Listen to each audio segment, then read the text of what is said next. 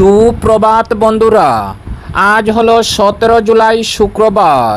আজকের সকালের বিশেষ বিশেষ খবরগুলি হলো সুপ্রিম কোর্টের বয়স্ক এবং দুরারোগ্য রোগে আক্রান্ত বন্দীদের দ্রুত অথবা মেয়াদে শেষ হওয়ার আগে মুক্তি দেওয়ার জন্য একটি পূর্ণাঙ্গ নীতি প্রণয়ন এবং বাস্তবায়ন করার নির্দেশ। বিস্তারিত থাকবে প্রতিবেদনে। অরুণাচলের বন্যা ত্রাণের সৎসঙ্গের পক্ষ থেকে মুখ্যমন্ত্রীর ত্রাণ তহবিলে 1 কোটি টাকা দান। রথযাত্রায় হুড়োহুড়িতে পদপিষ্ট 120 জন, মৃত্যু হয়েছে 1 জনের। পরিস্থিতি নিয়ন্ত্রণে দ্রুত পদক্ষেপ প্রশাসনের। পূর্ব নির্ধারিত পরিকাঠামো প্রকল্পগুলির কাজ দ্রুত শেষ করতে জোর প্রস্তুতি। শ্রীভূমি করিমগঞ্জ জেলা পুলিশের নেশাবিরোধী অভিযানে আবারও বড় সাফল্য। শ্রীভূমি করিমগঞ্জ জেলার পাতারকান্দি থেকে নেশাজাতীয় মাদকসহ আটক 2 পাচারকারী। রেলযাত্রীদের সুবিধার্থে টিকিট বুকিংয়ের প্রক্রিয়া সহজ করতে নতুন পরিবর্তন। রাজ্যের জনস্বাস্থ্য কারিগরি বিভাগের মন্ত্রী তথা বরাক উপত্যকার উন্নয়ন বিভাগের মন্ত্রী কৃষ্ণেন্দু পালের 5 দিনের সফরসূচি নিয়ে শ্রীভূমি করিমগঞ্জ সফর এবং পার্টি অফিসে বসে জনগণের অভাব অভিযোগের কথা শুনলেন মন্ত্রী কৌশিক রায়। তাহলে বিস্তারিত খবরে যাওয়ার আগে অবশ্যই ভিডিওটিতে একটি লাইক দিয়ে চ্যানেলটি সাবস্ক্রাইব করে পাশের বেল আইকনটি বাজিয়ে রাখবেন এবং ফেসবুক পেজে দেখে থাকলে পেজটি ফলো করে ভিডিওটি শেয়ার করবেন যাতে সঠিক খবরগুলি সবার কাছে পৌঁছাতে পারি। এবার শুনুন আজকের খবরের বিস্তারিত। প্রথম খবর, সুপ্রিম কোর্টের বয়স্ক এবং দুরারোগ্য রোগে আক্রান্ত বন্দীদের দ্রুত অথবা মেয়াদে শেষ হওয়ার আগে মুক্তি দেওয়ার জন্য একটি পূর্ণাঙ্গ নীতি প্রণয়ন এবং বাস্তবায়ন করার নির্দেশ জারি করেছে। সুপ্রিম কোর্টে বয়স্ক এবং দুরারোগ্য রোগে আক্রান্ত বন্দীদের দ্রুত অথবা মেয়াদে শেষ হওয়ার আগে মুক্তি দেওয়ার জন্য একটি পূর্ণাঙ্গ নীতি প্রণয়ন এবং বাস্তবায়ন করার নির্দেশ প্রদান করেছে। সমগ্র দেশে এক্ষেত্রে একটি অভিন্ন পদ্ধতি নিশ্চিত করার লক্ষ্যে আদালতে আগামী 3 মাসের মধ্যে এই নীতি প্রস্তুত করে তা আনুষ্ঠানিকভাবে প্রকাশের জন্য সব রাজ্য সরকার এবং কেন্দ্রীয় শাসিত অঞ্চলগুলিকে নির্দেশ দিয়েছে। বয়স্ক ও গুরুতরভাবে অসুস্থ বন্দীদের মুক্তির জন্য একটি মানবিক এবং অভিন্ন কাঠামো তৈরির দাবিতে দায়ের করা জনস্বার্থ সংক্রান্ত দায়ের করা মামলার শুনানি গ্রহণ করে বিচারপতি বিক্রমনাথ এবং বিচারপতি সন্দীপ মাহাতোর ডিভিশন বেঞ্চ সংবিধানের 142 নম্বর অনুচ্ছেদের আওতায় তাদের বিশেষ ক্ষমতা প্রয়োগ করে এই নির্দেশ প্রদান করেন। স্বচ্ছতা ও দায়বদ্ধতা নিশ্চিত করার লক্ষ্যে দ্রুত অথবা মেয়াদে পূর্ব মুক্তির আবেদন বিবেচনার সম্পূর্ণ প্রক্রিয়াটিকে ই-প্রিজন্স পোর্টালের সঙ্গে সংযুক্ত করার নির্দেশ দেওয়া হয়েছে। অপরদিকে অরুণাচলের বন্যা ত্রাণের সৎসঙ্গের পক্ষ থেকে মুখ্যমন্ত্রীর ত্রাণ তহবিলে 1 কোটি টাকা দান।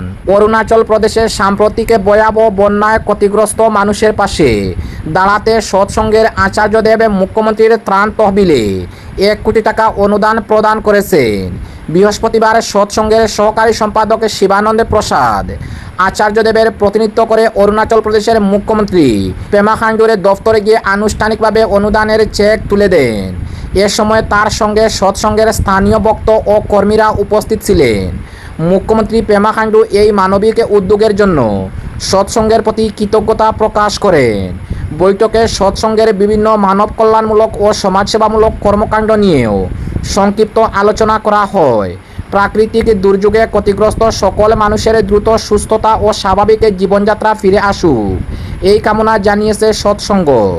অপরদিকে রথযাত্রায় হুড়োহুড়িতে পদপিষ্ট 120 জন, মৃত্যু হয়েছে 1 জনের। পরিস্থিতি নিয়ন্ত্রণে দ্রুত পদক্ষেপ প্রশাসনের।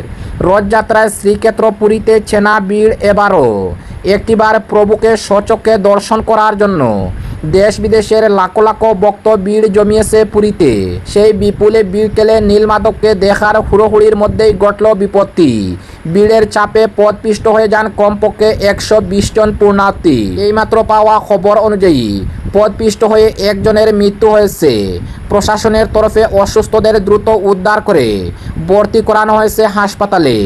বৃহস্পতিবার অর্থাৎ গতকালের রথযাত্রা উপলক্ষে সকাল থেকে মন্দির চত্বরে ছিল উপচে পড়া ভিড়। জগন্নাথ, বলরাম ও সুভদ্রাকে রথে তোলার সময়ে ব্যাপক হুড়োহুড়ো শুরু হয় ভক্তদের মধ্যে। গরমের কারণে বহু ভক্ত অসুস্থ হয়ে পড়েন। দ্রুত ঘটনাস্থলে পৌঁছে অসুস্থদের অ্যাম্বুলেন্স করে হাসপাতালে পাঠান পুলিশ ও স্বাস্থ্যকর্মীরা। জগন্নাথে বলরাম সুভদ্রার রথের রশিতে টান দেওয়ার উদ্দেশ্যে ভক্তদের মধ্যে হুড়োহুড়ো পড়ে যেতেই বড় বিপত্তি ঘটে গেল। ভক্তদের ঠেলাঠেলিতে হুড়মুড়িয়ে পড়ে যান তারা। ব্যাপক ভিড়ের চাপে কার্যত পিষে যান বহু পুণ্যার্থী। পথপিষ্ট হয়ে একজনের মৃত্যু হয়েছে। অন্যদিকে ওড়িশার স্বাস্থ্য দপ্তর সূত্রের খবর, অসুস্থ বহু পুণ্যার্থী হাসপাতালে চিকিৎসাধীন রয়েছে। বেশিরভাগই শ্বাসকষ্ট, ডিহাইড্রেশন এবং ভিড়ের চাপেই অসুস্থ হয়ে পড়েন। তাদের চিকিৎসার জন্য পুরীর জেলা হাসপাতাল সহ একাধিক মেডিকেল সেন্টারে ভর্তি করা হয়েছে। প্রাথমিক চিকিৎসার পর কয়েকজনকে ছেড়ে দেওয়া হয়েছে, তবে বাকিদের পর্যবেক্ষণে রাখা হয়েছে বলে জানা গেছে। রথযাত্রাকে কেন্দ্র করে আগাম সতর্ক ছিল ওড়িশা প্রশাসন। আঁটোসাঁটো নিরাপত্তা ব্যবস্থা ও মন্দির চত্বরে মোতায়েন করা হয়েছে হাজার হাজার পুলিশ কর্মী। দুর্যোগ মোকাবিলা বাহিনী প্রস্তুত রাখা হয়েছে। দমকল এবং চিকিৎসক টিমও রাখা হয়েছে। জরুরি পরিস্থিতিতে দ্রুত উদ্ধার কাজ চালানোর জন্য বিশেষ উদ্ধার পথ আগে থেকে তৈরি করে রাখা হয়েছিল। প্রশাসনের তরফে ভক্তদের নির্ধারিত পথ ব্যবহার করে জগন্নাথ দর্শন এবং নিরাপত্তা কর্মীদের নির্দেশ মেনে চলার আবেদন জানানো হয়েছে। চলছে পুলিশের লাগাতার মাইকিং। অপরদিকে পূর্ব নির্ধারিত পরিকাঠামো প্রকল্পগুলির কাজ দ্রুত শেষ করতে জোর প্রস্তুতি। শিলচর কাছাড় জেলার বিভিন্ন গুরুত্বপূর্ণ পরিকাঠামো প্রকল্পের অগ্রগতি পর্যালোচনা এবং নির্ধারিত সময়ের মধ্যে কাজ সম্পন্ন করার লক্ষ্যে গতকাল বৃহস্পতিবার জেলা কমিশনারের কার্যালয়ে এক উচ্চ পর্যায়ের বৈঠক অনুষ্ঠিত হয়েছে। বৈঠকে উপস্থিত ছিলেন অসম সরকারের মন্ত্রী কৌশিক রায় এবং জেলার অভিভাবক মন্ত্রী কৃষ্ণেন্দু পাল। বৈঠকে জেলার চলমান সড়ক অবকাঠামো প্রকল্পগুলির বর্তমান অগ্রগতি নিয়ে বিস্তারিত আলোচনা করা হয়। বিশেষ গুরুত্ব দেওয়া হয় ক্যাপিটাল পয়েন্ট থেকে রাঙ্গিরখাড়ি সড়ক পর্যন্ত, শিলচর ফ্লাইওভার আইএসবিটি সংযোগকারী সড়ক এবং বীরবল বাজার থেকে শিলচর মেডিকেল কলেজ পর্যন্ত সড়কের নির্মাণ প্রকল্পের উপর। পাশাপাশি জেলার আরও একাধিক গুরুত্বপূর্ণ সড়কের নির্মাণ প্রকল্পের অগ্রগতিও খতিয়ে দেখা হয়। পর্যালোচনা বৈঠকে উপস্থিত ছিলেন কাছাড়ের জেলা আয়ুক্ত কমিশনার রাহুল কুমার গুপ্তা, এনএইচআইডিসিএল এর এক্সিকিউটিভ ডিরেক্টর নির্মাণ কিষান জাম্বুলকর। এছাড়া এনএইচআইডিসিএল এর অর্থাৎ পূর্ত বিভাগে পিডব্লিউডির, জনস্বাস্থ্য কারিগরি বিভাগে পিএইচই এবং জেলা প্রশাসনের ঊর্ধ্বতন আধিকারিকরা। গতকালের বৈঠকে সংশ্লিষ্ট দফতরগুলিকে প্রকল্পগুলির কাজ দ্রুত এগিয়ে নিয়ে নির্ধারিত সময়সীমার মধ্যে সম্পন্ন করার নির্দেশ দেওয়া হয়েছে। সাধারণ মানুষের যাতায়াত ও নাগরিকের সুবিধা বৃদ্ধির লক্ষ্যে জেলার পরিকাঠামো উন্নয়নে প্রশাসন ও সংশ্লিষ্ট সংস্থাগুলির সমন্বিত উদ্যোগ অব্যাহত থাকবে বলে জানানো হয়েছে।